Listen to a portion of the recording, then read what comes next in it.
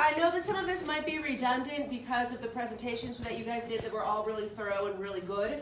But I want to run through a little bit more background information before we actually start reading Romeo and Juliet.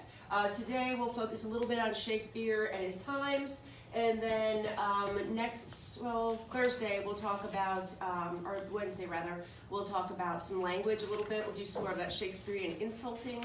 You guys can say mean things to each other. Hopefully not your father.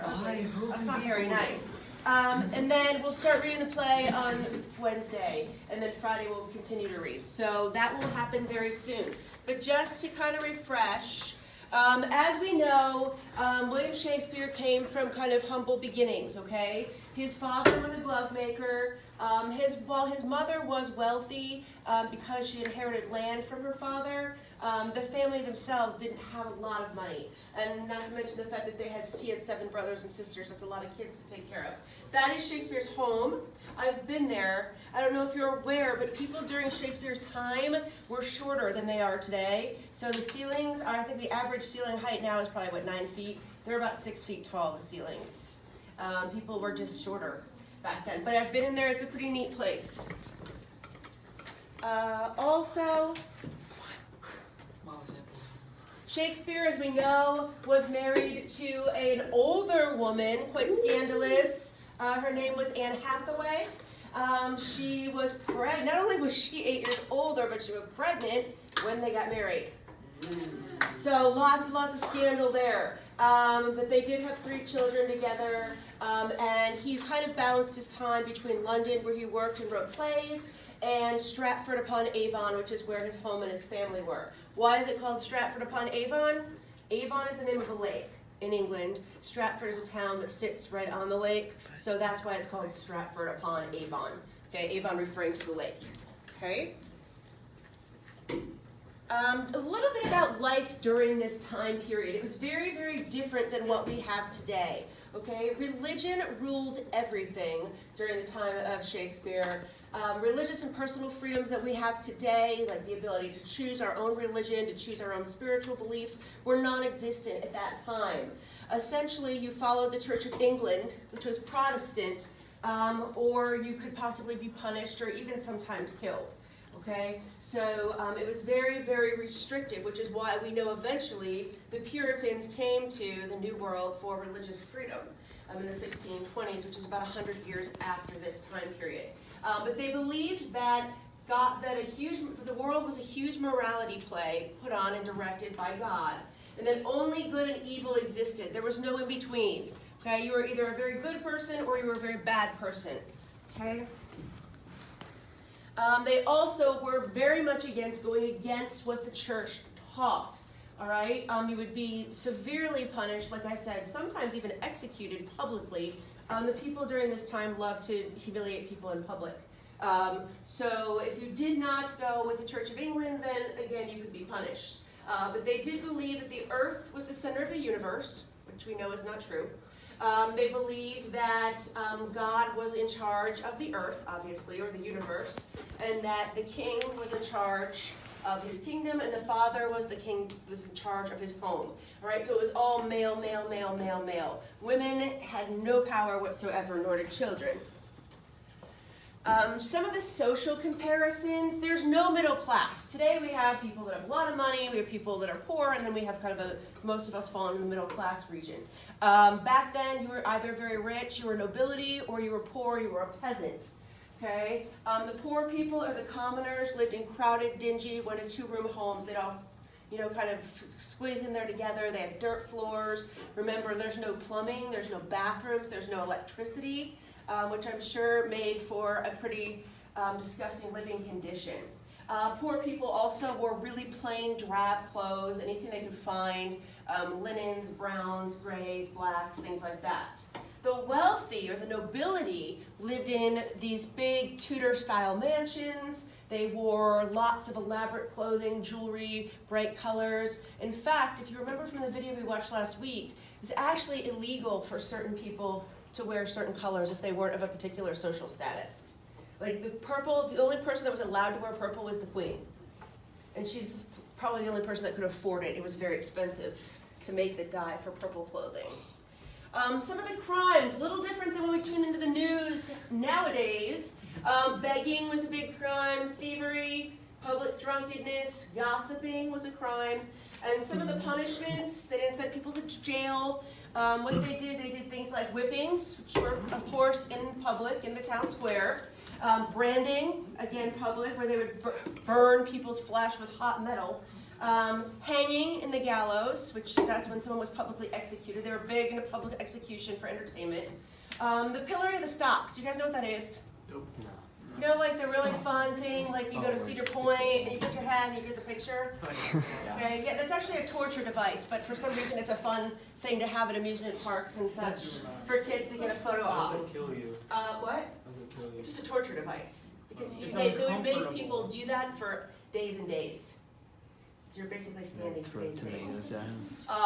And then sometimes you could possibly have weights tied to your body and you could be dunked until you're almost on the verge of drowning, and then they have mercy on you and let you live. So those are some of the punishments for crimes. In terms of medicine, there was no medicine at the time. There were no doctors, okay? Science had not evolved to that point yet. They had no knowledge of disease, they had no knowledge of health care, which is why a lot of people died early. People didn't live past probably their mid-40s for the most part during this time period. Because they didn't take care of themselves, their hygiene was awful. They didn't bathe normally, they didn't brush their teeth, so this created a lot of disease. They went to the bathroom wherever, so as you can tell, probably a lot of disease, and germs and plague, and so people didn't live very long. The person that you would seek medical advice from if you needed to have some kind of cure for something or remedy for something was called an apothecary. Have you ever heard of that? There's an apothecary in Romeo and Juliet that plays a really important role in the story. It's basically like an old-time pharmacist. They would use plants and herbs and different things and make tinctures and different medicines out of natural things for people. And then one of the more typical ways, if there was a medical issue, say Barrett's really, really sick and he's on the verge of dying, one of the common things would be to bleed him out. Make a few incisions on his body, have him bleed for a little while, and hopefully those toxins would just rush right out with the blood and it'd be better. That's like pretty much what their logic was in terms of medicine. Okay? Entertainment was just as good. Bear baiting. Did you guys talked about this, I think, in your presentations on Friday. Yeah, I remember. It was your group, Jacob. Yeah, bear baiting, which is fun, where they would tie a bear, like an actual bear, a ferocious beast, to a pole, and they would have, people would gather around to watch ferocious dogs attack the bear. And if you paid an extra pence, you could have a chance to poke the bear with a stick. It's good times. Cockfighting also, they would take two roosters that were starving, and vicious, put them in a ring together until one of them tore the other one apart first. This was fun, guys. This is what people did on a Friday night. Or for those that were more civilized and didn't want to watch animals being tortured and killed, you could dance or go to the theater. That's boring. That's not as fun, right? I'm almost finished with this. Family life. Fathers ruled everything. They ruled their wives, they ruled their children, they ruled their households.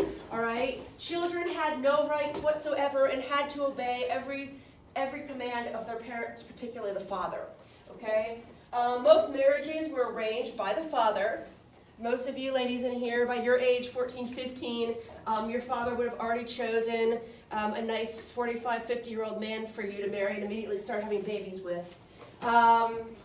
So, yeah, that's exactly how it went. You had no choice. And girls, if you said, no, Dad, I'm not marrying that old man, you might be sent to a convent to become a nun. That's your other option. Okay, which sounds a little bit more appealing, doesn't it? And it was usually a business deal. When a father arranged a marriage for his daughter, it wasn't because, oh, I think that he's a fine man and will be a good husband to my daughter. It was usually some kind of transaction with property or money or something by those means.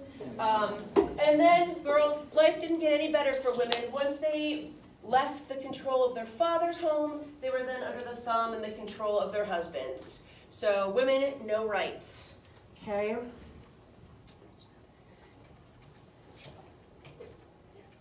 right, all of you should have on your desk a packet that has all this information in it that I had up here, okay?